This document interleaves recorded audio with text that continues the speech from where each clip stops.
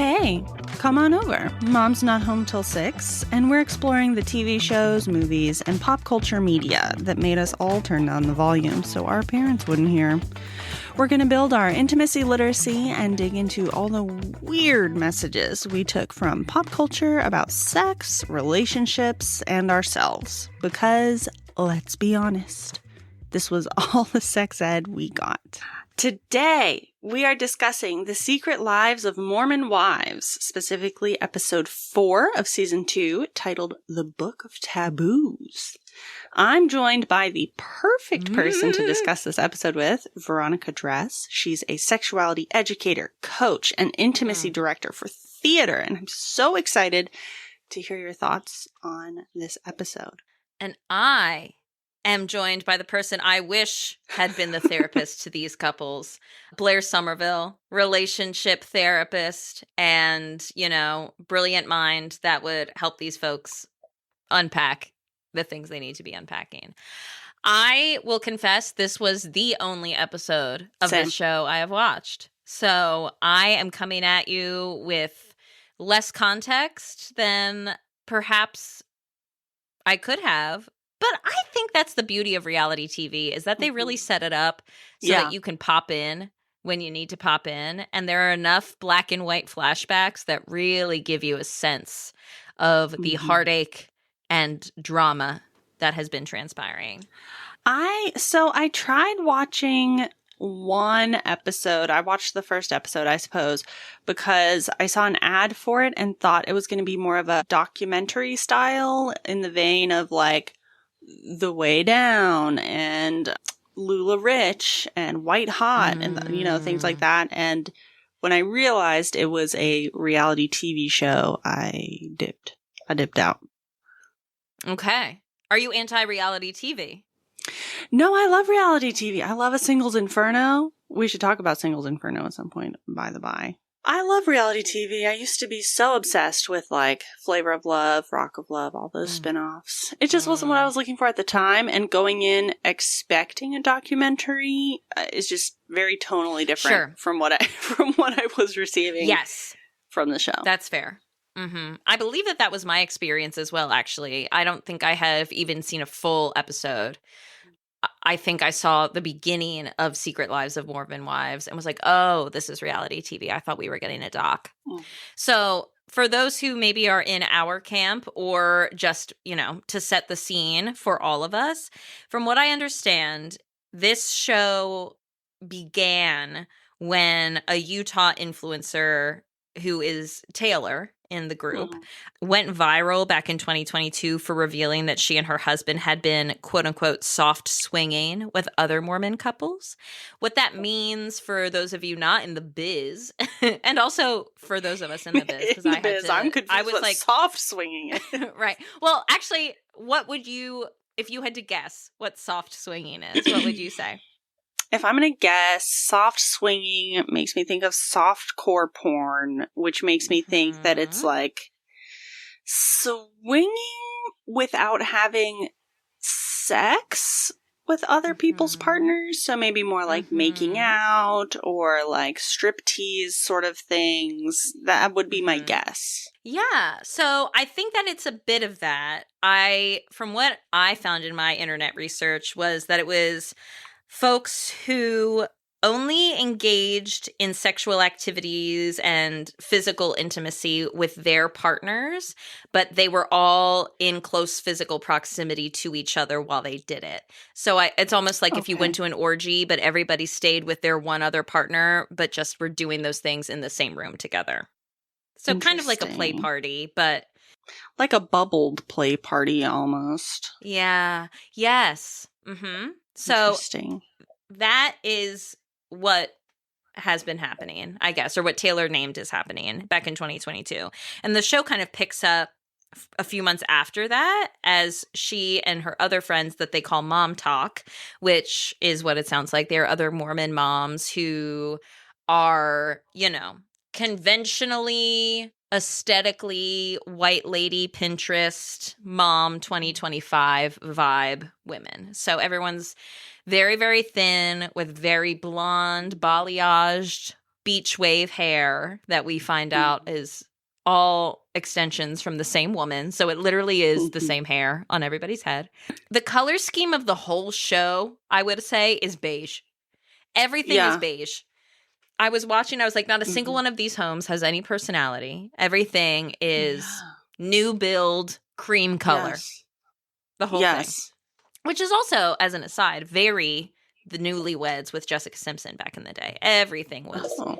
Because it's like, what time do you have to make your house cute if you're too busy doing TikTok dances? So that's what starts as this very picture-perfect group of supportive moms and content creators, as is the way with reality TV, falls to imperfection because it's a bunch of people involved. And peel in this back the layers. It's a bunch of people who are wrestling with their sexual and gender role values in the same room as each other, basically, right? Like folks are reckoning with the messages they received about what it means to be sexual, what it means to be a woman, what it means to be Mormon, what it means to be a mother, what it means to be supportive and in community with your friends. Yeah. All in a very all caps sort of way is what I would say. Yeah. The show seems to be, right? And so the show really, like the background or like the scene setting of the show is that scandal of folks soft swinging. And it's interesting because when watching today's episode, they talk about it as swinging full stop. And so, and they'll say orgy and sex party as well are terms that they use. Right. So and maybe their swinging has evolved to multiple partners. Like I, once again, only watched today's episode. So maybe that is the correct term, but if it has remained soft swinging, it's interesting the language that is used around people's behavior because it ineffectively paints the activities they're actually engaging in. Well, and my impression was that the soft swinging stopped, like it was revealed, and this caused a big rift and was like difficult between them all. And that might be an incorrect perception based on the first episode, and maybe it resumed after that. I don't know. But. Yeah, we'll have to come back. I mean, I would watch this show now that I've seen today's episode. I'm like, okay, maybe we have a Patreon only deep dive into where we Momtok. Keep up with it. Yes. Oh my God, there's so much there. Like, I was so stunned that even the opening sequence, like the little theme song, was very sexual. It was very sexual in the way that a lot of hair commercials are sexual, like emerging from the water, wet hair, running their hands down their bodies. It's very Denise Richards in the 90s coming out of a pool with a one-piece bathing suit that is see-through. Everyone's in like a white bathing suit emerging from the water like sirens, Mormon sirens. Yes. That's the vibe. And everyone is just maybe a size 2. And the only person we see who is not a size 2 is the woman that they think is trying to weasel her way into the group. So we can. Well, and she just had a baby. Right. Exactly right. She was lactating. So to take us to the episode in question, we are watching the episode that is the only episode I had ever heard of in our very niche corner of the internet because it was the episode that involved a sex toy party. So it is season 2, episode 4. It is the Book of Taboos. And it opens on a very wholesome night at a carnival where Layla, I am sticking to my little breakdown because I cannot keep these women's names straight. And I'm so bad with names. And they all have the same names. Face. Yeah. It's like Macy, Michaela, Jen, Layla. It's rhythmic. It rhymes. There's a demi, which I do remember. Yeah. So, okay. We open on Layla and her new boyfriend, Cameron, who is a bishop's son, at a pseudo carnival. Like they're on a Ferris wheel and we hear them whispering very sweet nothings, which is very adorable. Like, you make me so happy and you're so beautiful. And it's very wholesome and cute. We see that we later find out or I later find out as a one-time episode viewer, that she's recently divorced and Yes. that she stepped outside of the Church of Latter-day Saints rules, essentially, because she had her first child outside of marriage, like was not married. And so already has like broken a lot of these purity culture norms and laws to an extent, right? As much as it is within the church's doctrine. And so the fact that she is on this date and things seem to be going well with a bishop's son, who we see him reckoning with how he shows up in social dynamics while also remaining true to the values that he holds, because he's never had beer. And so she asks him, is it ice cream they're getting that's like beer flavored? She's like, don't you want to try it? Ice cream. He doesn't want to try it. And then she challenges that logic a little bit by saying, like, well, you said that you would try an edible. And he's like, I said, if I were to try weed, it would be an edible, not smoking. So we see from the jump. But then they are having sex. I know. They talk about their sex life. Yes. Almost immediately after this. Yeah, and that she imagines his family might have some feelings about her because he typically dates girls who are very active in the church, that his family probably would know from church. And here she is, someone who is on a reality TV show, is on Momtok, which in the clips we see of Momtok is like very implied sensuality for sure. And women taking up space at the very least, right? In a way that is not perhaps in alignment with the norms typically of this group. That she has a kid and is divorced and is not married, right? And they are having sex. And she this I love, kind of, that she's very open about the fact that she's never orgasmed from sex with a man. Like, yes, I agree. I loved her openness about that. I know. And she's like, so do you want to make me orgasm? And he's like, yeah, I really do. It's really tender. It's so cute. Yeah, it was cute. And I really love, like, her openness about that. And throughout this whole episode, all of the women talk in different ways about how shame has impacted how they show up sexually with partners. And even, I think, in their relationship to themselves. It's a hard show for me to watch as someone who does a lot of work as a coach and educator for people who are learning to reacquaint themselves with their sexuality after being raised in shame-based religious spaces. And so all of them so casually talk about PTSD and their trauma in relationship to sex and gender, that it doesn't get swept under the rug, but it's very normalized, which in some ways is like, I'm glad that they feel comfortable or seem comfortable being open about these experiences and how it's impacted them, and like being clear that yes, sex is important and they do have sex now and their pleasure is important.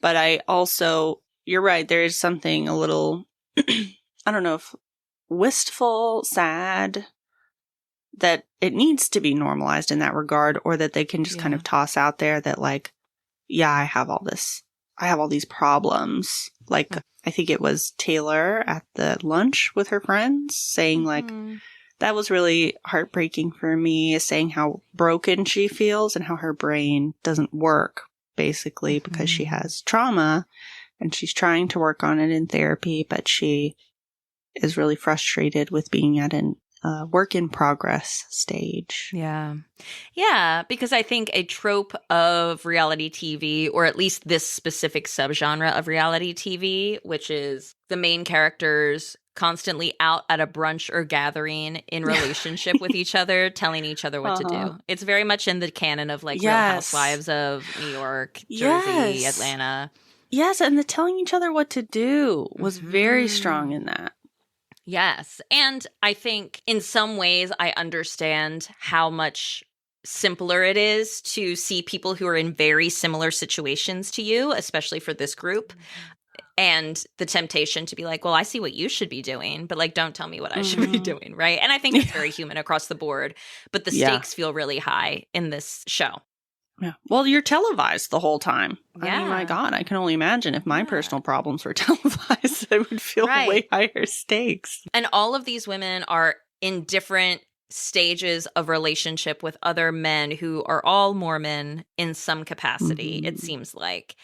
And some of them, like the Taylor who is out to brunch with two others, is no longer with her child's father, but I think they both long to be together. Dakota, I think, is his name. They like long to be together, but there's definitely like a lot of toxic behavior and like maybe scary behavior that happens. Even we later see a clip of them in therapy together, and we can get into that because I have a lot of questions about your thoughts on this therapy scene. But it seems like the themes I'm noticing in this episode before we get into specifics is that all of them are really yearning for freedom and to build a life within the confines or in the constraints or box of their culture of Mormonism and the Church of Jesus Christ of Latter-day Saints.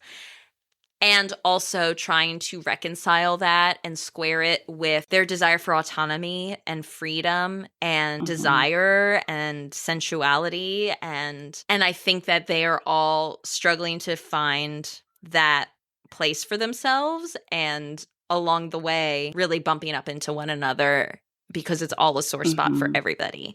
And so the main focus of this episode is processing a Halloween party that happened, I guess, in a recent episode where some of the husbands came and did a Chippendale dance experience on the women.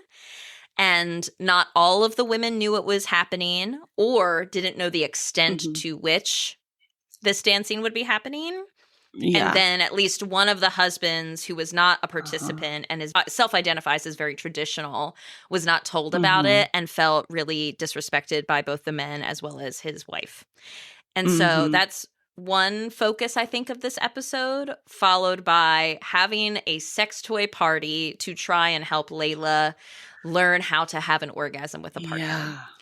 I have so many thoughts about this sex toy party. And damn if I didn't want to just grab my facilitation bag and head to Salt Lake City, Utah to do it differently, because I have thoughts. And then we end with one of them having everybody come together for a dinner because she got a book deal. And they are all minorly happy for her because there's, I think, a lot of jealousy and envy. And, they're all in competition to make their livelihoods from this show and from this work. And so they want to be supportive of one another and have mixed feelings about it. And then they play some confessional anonymous paper game. And one of them, and it's all cute and funny until one of them writes, I think Jen is fake. And the whole thing falls apart. So it's hard. The reality TV show part of it all comes into play. Was everyone in on this and the producers were like, can you write this? Or how much is... Did a producer just fucking write it themselves? Yeah, I don't know. Right. So I'm wondering, just broad brushstrokes before we get into the specifics. I'd love for us to focus, for our purposes, on the feelings about this Chippendale experience and then the sex toy party. I think are really where we need to focus. And I'm sure we'll end up having some side quests. But broad brushstrokes, what were the things that you noticed most intensely or from the jump maybe with this show, having been your first real episode? I think I share a lot of the same impressions that you had, and like places where I had question marks and wondering what the deal is, like just how involved the producers are. Like you get the impression so many of these reality TV shows have brunches like this because the producers can sort of select different configurations of the cast to go and sort of engineer drama. And I think I also get the impression that's why so many of them constantly seem on such an intense emotional edge. Yeah. Most of it, like so frequently, they all look like they're on the verge of tears. And I think some of it is, And they frequently are. And I think some of it is being kept maybe in relative social isolation because the producers want to catch whatever happens on camera. Mm-hmm. So they can't, I wonder the degree to which they're able to have regular friendships with each other. Yeah. Because of the show.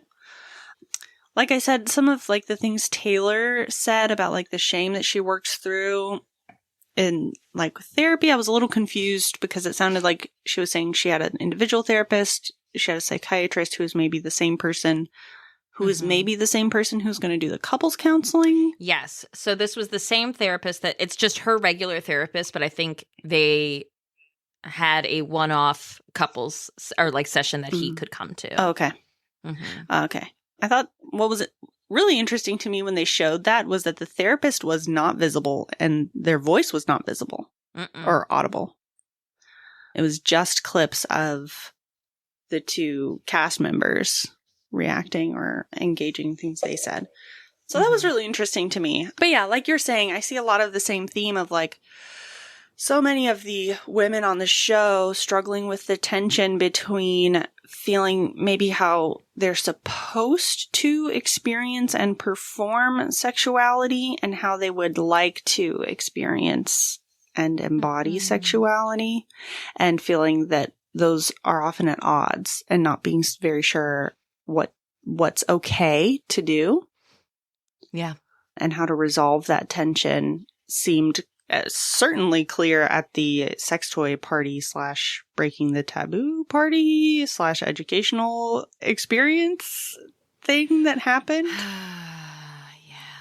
It's so funny because throughout this episode, all of these women are having these different conversations with one another, struggling in terms of their marriages or relationships with their children's fathers or relationships to their own sexuality and pleasure, and then take it upon themselves to throw a party to basically quote unquote fix Layla's orgasming thing. Which is not even clear to me if she's experiencing anorgasmia globally or if it's only with a partner that she's having difficulty with orgasm. She says very specifically with a partner. To me, that implies that she is able to have orgasms alone, but I don't know. She did also seem self-pleasuring. We don't know. Right. Yeah, we don't know if she's exploring that, and some of her confusion in the party with questions about what do you even like, when she's just I don't even know other than my partner seeming to have a good time, made me confused about that. But so I think it's very funny, or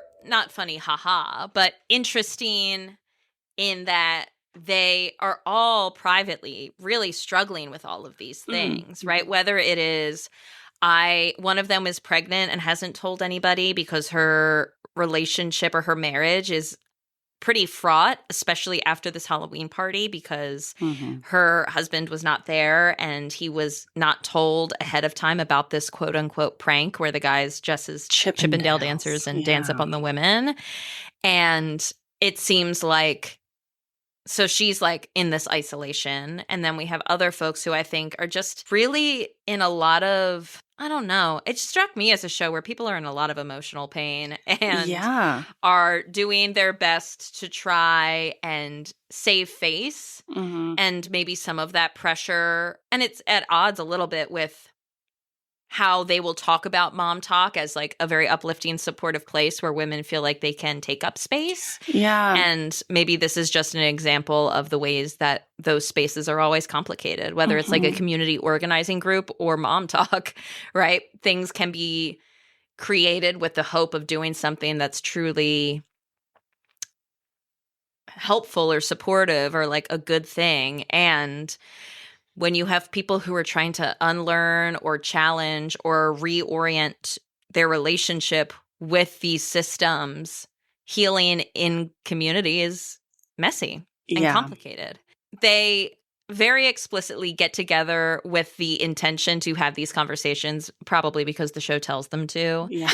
Yeah. We come upon this sex toy party, which first, love the decor. Love the silly little beverages that say blow, suck, pop a cherry. It's cute. It's classy. Yes. There's vulva cupcakes with really cute. An ass cake. There's a clitoris. It looks like it's like bejeweled clitoris on the cupcakes. Yeah. Maybe it's supposed to be a pierced clit. I think it was meant to be a know. piercing. So it's like a vulva cupcake with a pierced clitoris on it. Yeah. Mm-hmm. Yeah. And even the interactions that happen in this sex toy party is such like a microcosm of the larger stuff I think they're all grappling with, that they have no problem being in their sweet silky lingerie and performing sexy, quote unquote sexy, or performing taboo, having the drinks, having the silly little puns on all of the refreshments. And when it comes time to actually discuss sexuality or discuss what arouses them or brings them pleasure, everybody shuts down. Like every single one of them gets uncomfortable. Yeah. And their relationship to their own sexuality, even just exploring it in a room of other women, feels, I think, too much of the deep end for some of them from the jump. They're very like, I'm very, very straight. I'm too straight for this. As opposed to being able to tune into their bodies. Right. Obviously, you know what I'm going to say, that this workshop was not designed for people who are in any sort of shame-based faith tradition around sexuality. Much too experiential, much too soon. Yes. So experiential. And maybe we don't get to see the conversation that this educator had with them. That is not as sassy and TV glamorous. Like maybe there was a part of the workshop that was naming how desire works in the body, how shame can impact our experience of being in our bodies and knowing what brings us pleasure. There was not an opportunity that we saw for people to talk about what keeps them from being able to even know what feels good. Like I think that this community of women had an opportunity to really have a meaningful conversation that could strengthen their bonds, to say the quiet part out loud in a group together like that, to say, it's really, really hard for me to know what I like because I've never been taught to have desires or to have sex before marriage, or that sex, one of them explicitly says earlier in like the little 2-camera confessionals that they do after the episode, that like sex isn't supposed to feel good until you're married. Yeah. Yeah. And so this educator came in with lots of fun, shiny toys, and everything's, red and purple and black. Well, and because so those are the only colors things can be. To summarize what happened, like the main segment of the party we see is the facilitator having them use different sensation play toys on each other and try to get them to say, I like it. I liked that sensation. I didn't like that sensation. Do it a little differently. And that's where we get a lot of these comments like, I'm too straight for this. I can't do it. And they're supposed to be wearing blindfolds while they're receiving sensations of like feathers or like a light paddle sort of thing that's heart-shaped. And yeah, you're shaking your head. I am. I'm sorry. I know this is an audio-based medium. I think that this activity, that is a cool activity to experientially support folks in tuning into a moment of sensation and saying more or less or slightly different, like to practice these communication skills and practice interrogating if something feels pleasurable in their body. Like these are great skills.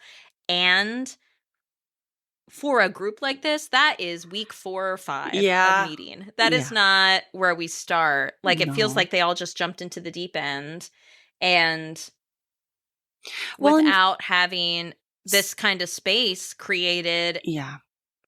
Nobody's leaving there being like, I know how to say what I need, or I know what I like now. Yeah, so many of them were making negative statements like pretty loudly about the activity, about sensation or sex in general.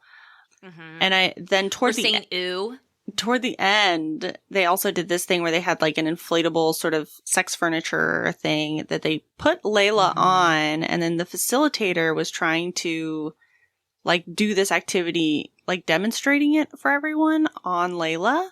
But to me, I can only imagine feeling like, okay, so I'm self-conscious. I'm not able to orgasm with a partner. we're having this party for me. My friends are trying to support me. It's an activity where I'm realizing right at the beginning, I can't answer a question that feels basic that other people are answering, like what turns you on, what do you like? I'm just confused. It sounded like she was on the verge of tears trying to answer that in front of the group. Yeah. And then to put her in front of everyone and be like, are you liking this? Are you close to orgasming? Like, I know it's being a little silly, but it is like that. Feels very like trivializing of something that is obviously genuinely bothering her and that she needs support in, and putting her like basically on a stage in the middle of the group to do this just felt so aggressive to me. In handcuffs. Yeah. On an inflatable thing. And I think to zoom out a little bit, she is the only person of color in this entire group. So to have this woman of color surrounded by all these blonde white ladies, handcuffed, and on this stage is without it ain't good, like Blair. Said none of the basic like, do you even want to have an orgasm with a partner? Does that sound good to you? Like, I don't know. Some of the ways she was talking, a little part of me was like, would anything change for this poor woman if someone normalized to her like, hey, you know, some people are asexual and like enjoy masturbating or like fantasizing about sex or even consuming romantic literature or other media, but relationships or sex with another person is maybe not for them. Or maybe you're romantic and you like relationships, but maybe sex with another person is not really your jam, and that's okay. It does not have to be. Yeah, and I think that there's something really fun and novel about exploring different toys and different, like, you know, pseudo kinky props that can be used during sexual play. I think that there is an absolute place for the normalization and acceptance of those things. And I do struggle with this belief that in order for folks to heal sexually or become evolved sexually means that they have to explore or not even explore those things. But it feels just like very rooted in capitalism to me sometimes, the way that it's like, buy a thing. Well, you can't have an orgasm. Buy this. Why haven't you bought a paddle? Why haven't you bought this? Whereas like, it feels like those conversations, or at least this one, it was akin to someone being like, I've been trying to make this cake and it doesn't taste good. And instead of being like, well, let's talk about the ingredients in the cake and what they do together and why you need this and why you need that. But instead we're like, well, here's some new sprinkles. Here's some new frosting. Maybe you should write a sassy message on the cake, right? Yeah. That's what this whole thing felt like to me, which was not helpful, because ultimately you can have fun new sprinkles on your cake, but if you're forgetting to put in like sugar or butter or flour, the cake is not gonna be good anyway. And so like, how do we create spaces where we can be like safe to talk about the fundamentals that you can add that other stuff to, and it will make it fun and playful and great, but it's not going to those aren't, if you are in a place where you don't know who you are, what you desire, you have actually been very much conditioned to not have desires. And for this specific person, she, like, her sexuality was a source of stigma and discrimination because she got pregnant with a child before she was married in the Mormon faith. Like, no wonder she doesn't know what feels good. Reduce the pressure on her a little bit? I felt like there was so much pressure put on her and on orgasm and pleasure in general for her at this point that, like, reducing the pressure on her around even talking about this would have been enough experientially at this stage, I think, for her. And, like, really being more assertive and reeling in the people making really shaming comments during the activity, I think would have been very needed. Yes. I'm like, who is this facilitator? And maybe, you know what? Maybe she was great and they just edited out her supporting the group. Well, maybe that happened. And here's the other thing, too, that I will say to, you know, try to imagine what the facilitator might have been going through. I wonder how this was explained to her. Like, if she's told, oh, yeah, they want to have a lingerie party. They want to talk about kinky sex and how to spice things up. They're totally ready for this. It's a reality TV show. Like, yeah, all of them are Like, I don't know what she was told to prepare for and what she was told about the makeup of the group going in. And I can only imagine how lost, like, I would be full in my social anxiety panic if I was like, oh my God, I was prepared for a much more experienced group. Everyone's being really negative and clearly frightened, and I'm on TV the whole time. I know I'm making TV for this too. What in the hell do I do to salvage this? I can only imagine the horrible things that would come out of my mouth panicking in that situation. Yeah, that's true. Having some of that compassion. And Demi, who was hosting the party, even we hear her talking to the educator before people are arriving, saying, you know, this is a pretty diverse group of women, which LOL. Then they all walk in wearing the same outfit, looking exactly the same. But she's like, some of them are really conservative and inexperienced, and some of them are swingers with multiple partners, which again takes me back to the premise. I'm like, when you say swinger, what do you mean? Define this for me.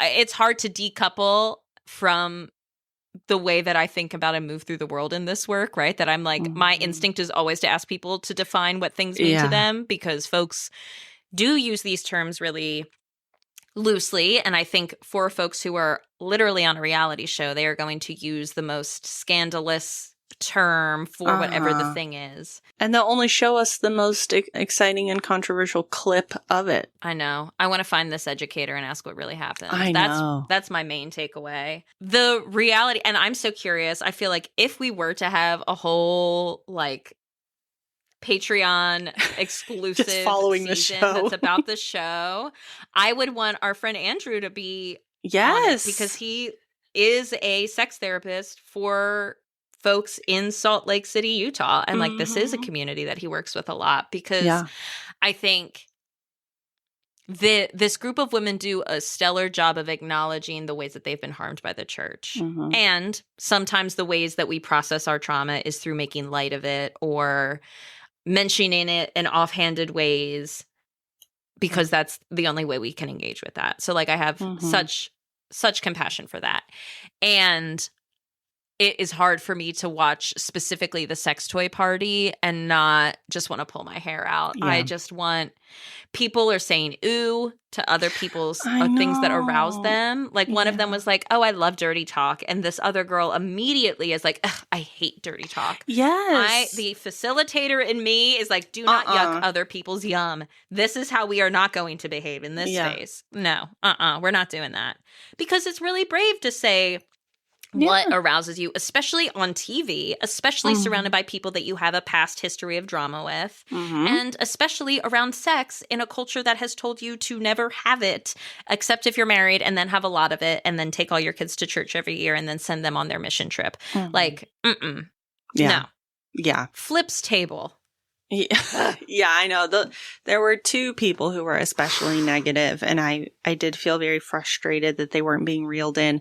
And again, this is where I would so love to sneak behind the NDA that I'm sure they had this facilitator sign and find out what in the hell was going on. Because I can also picture, like, if the facilitator did try to intervene and be like, no, we're not going to do that, then the producer's stepping in and saying, yes, we are. It's amazing footage. Say whatever you feel like saying. And then how do you proceed? Like, if you have production interfering with your facilitation, like, I don't know. It came to my mind, and I guess this is a good time to ask you too, because they had a therapist kind of be on the show. The therapists themselves were not on the show, and they had the facilitator be on the show. Would you agree to do something like this on a reality TV show? I'm torn. My initial thought is yes, because even if they cut up my facilitation and repaste it together and it ends up being aired as something very different, I know that I would facilitate a really meaningful and potentially healing educational space for that specific group of people. And if that happens in reality, then I don't care that they chop it up and make it look much more scandalous than it actually was. And the next layer of that thought process for me is I would be so Yeah. embarrassed if my name was attached to something and other people in this work were to see it and be like, what is this bitch doing? So my ego and the part of me that craves creative control would struggle. And at the same time, these folks deserve, in as much as they are having these conversations, especially in such a public way, like they deserve for it to be held with like the utmost intention and care. And that doesn't mean it needs to be serious. Like, you know me, I'm a playful motherfucker. It would be fun as all get out. And I think naming from the jump that there are many systems at play that make it so that we have no idea what we desire and actually are afraid of what we desire and experience that shame and maybe don't even live in our bodies often enough to know what feels good. And so even just that sentence before doing their sensory play activity would have made me so much happier. I struggled with it, Blair. But maybe my answer is yes, I would do it, but I would have a very airtight contract about what of my footage could be edited in what manner. Or at least be allowed to talk about it afterwards. So that then you can say, actually, here is my plan and everything that I facilitated in this lesson that they cut out and did not show you. Yes. Yeah. Okay. Those are my two caveats. Then if those things are true, then yes, I would do it. What about you? We don't see the therapist. Some of me was like, are they even in a therapy I wondered that session? too. I also wondered. Because the backdrop looked like somebody's It was house. her house, yes. And so I wondered a couple of things. I wondered, is the therapist not even there and they are having the two of them repeat things as they discussed in therapy to reenact a little dramatic reenactment? Option one. Is the therapist there making a house call because they're not going to have a whole production crew at their office? So yeah, there's the question of, was there even a therapist at the point where they are filming? I don't know. Would I agree to do that? Man, I don't know. I know if any of my clients are listening to this, they're probably going to get so annoyed because I feel like I annoy the hell out of my clients constantly being like, well, let's talk about how this impacts our relationship. Let's talk about how our relationship is. What's going on between us if we do this or don't do this? Like, how are you feeling about therapy? Like, what are you thinking that I'm thinking of you? So, like, if stop it, do you? Yes, really? I do. Yes, because I feel very strongly that the therapeutic relationship is where a lot of therapy happens. So that clients, it's like a microcosm of how other relationships might show up. Yes. So clients being able to confront me about something like, hey, actually, you said this thing and I really didn't like it. And us like talking through it or being like, I was afraid that you were judging me when you said this thing. Is practice for doing that in other relationships. Yes, absolutely. Yeah. And practice for clear communication and checking things out.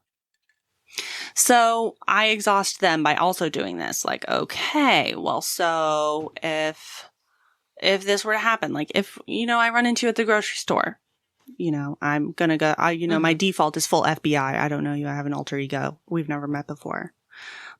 But if you wave at me, I'll wave at you. And then how would you feel though if I didn't notice you? What if I didn't notice you waving? I didn't wave back. And like, I'm sure they're like, oh my God, I do not want to talk about this for as long as we're talking about it.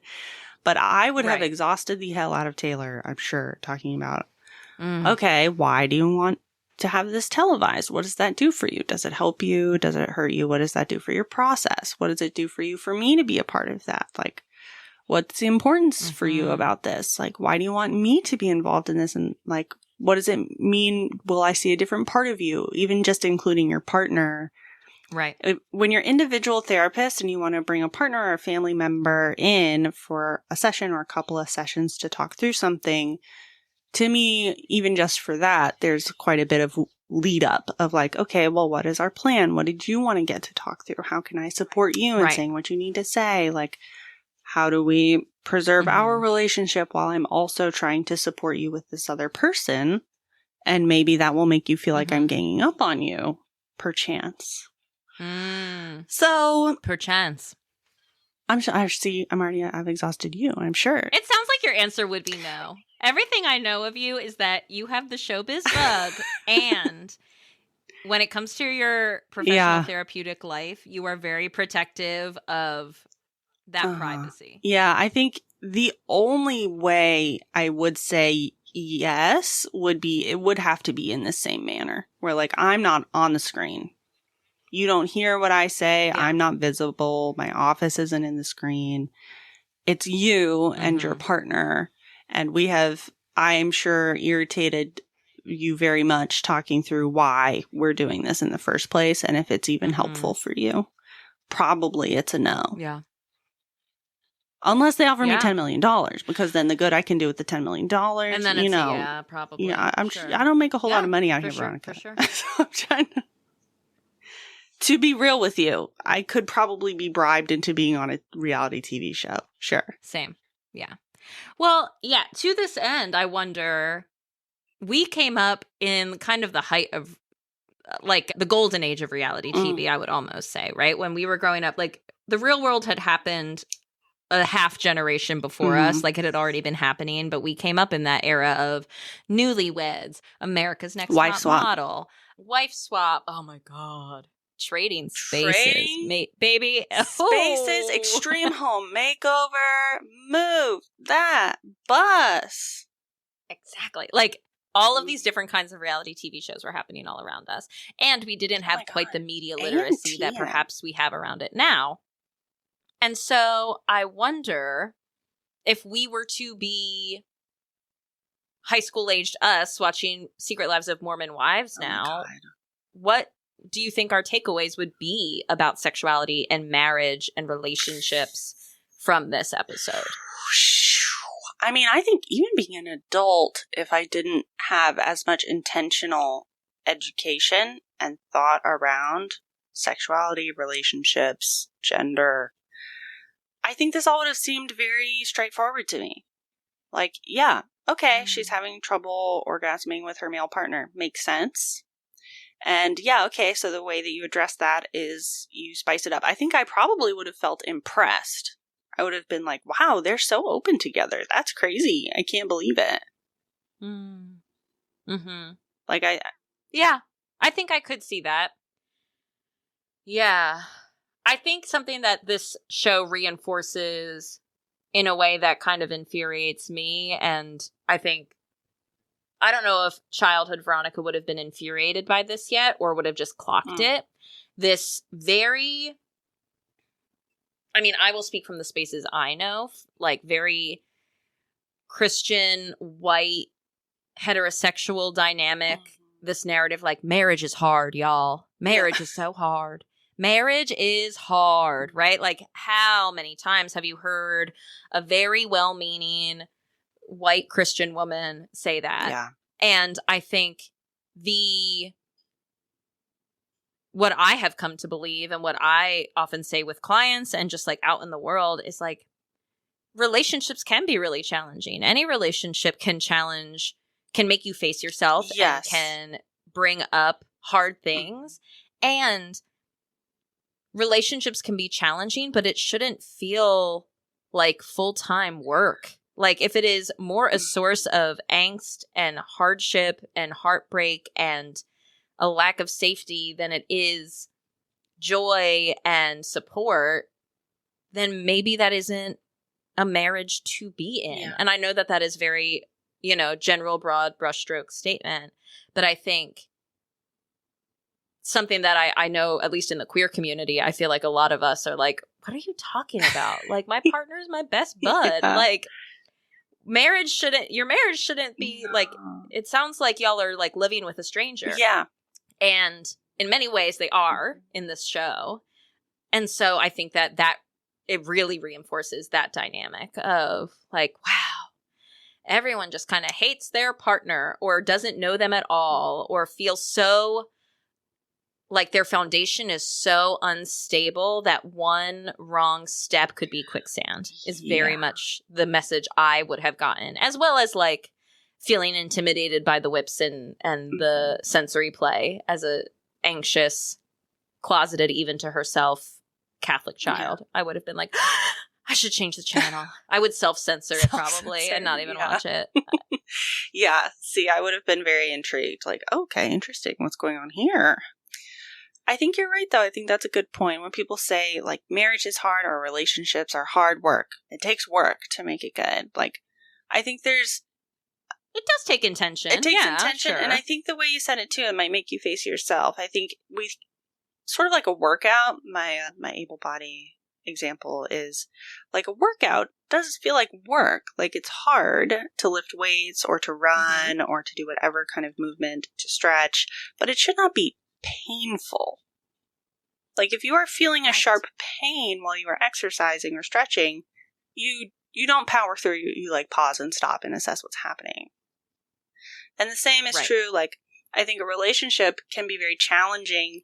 It can make you take a look at yourself. It can force you to grow. It can make you re-examine and maybe heal some things that you've been carrying along that are uncomfy to directly approach or take a look at. But it should not feel like eggshells. It should not feel like fear to interact with your partner. It should not feel like my partner lashes out and hurts me on a regular basis and being around them makes me feel bad about me. That is not the kind of work that a healthy relationship is. Yeah. I think I fear that the way people have normalized that phrase is really just like normalizing the expectation of relational misery. Right. Empowering through it. It can and maybe at times should be work, but it should not be suffering at any point. And you know what? Being raised Catholic, that's the MO. Everything should be suffering. Mm-hmm. You suffer and then you die. That is it. Yeah. Aspire to martyrdom. That's what I was taught. And so, yeah, I think those are some things I would have taken from it. And I would have learned a lot of new words, swinging, etc. Yeah. I wonder, I mean, gosh, there's so many places we could take this healthy ever after or happy ever after, what we would wish for these characters. And they're not only characters. I think what's complicated is they're people and characters.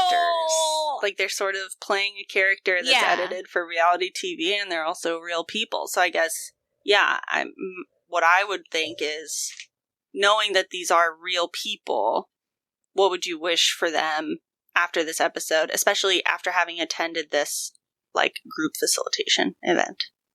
Well, I would wish the facilitation went differently, full stop.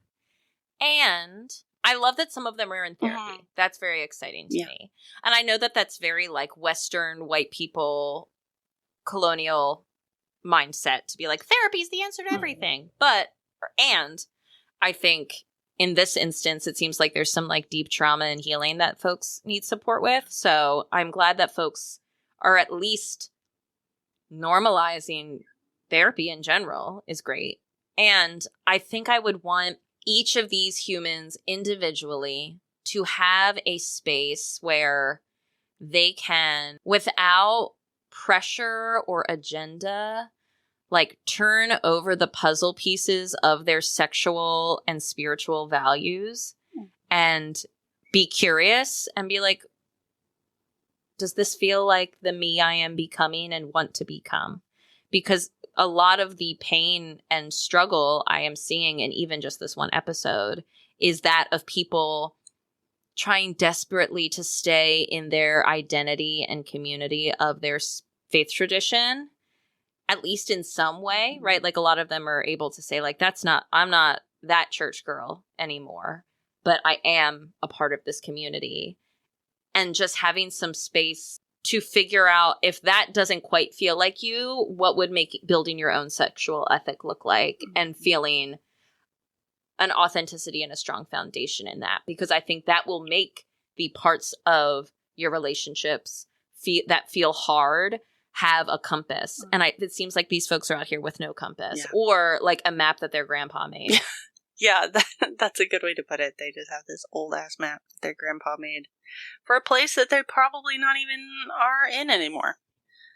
I guess I would also wish for them that they have some sort of friend group, even one friend off camera, who they are able to get plenty of off-camera time with to be Yes. a regular person, their whole regular person, and not be thinking about, how's this playing to camera? What am I going to say in my confessional later? How are they going to edit this? What do I say or do? What are the politics of this whole interaction? Am I the main character of this episode or a side character of this episode?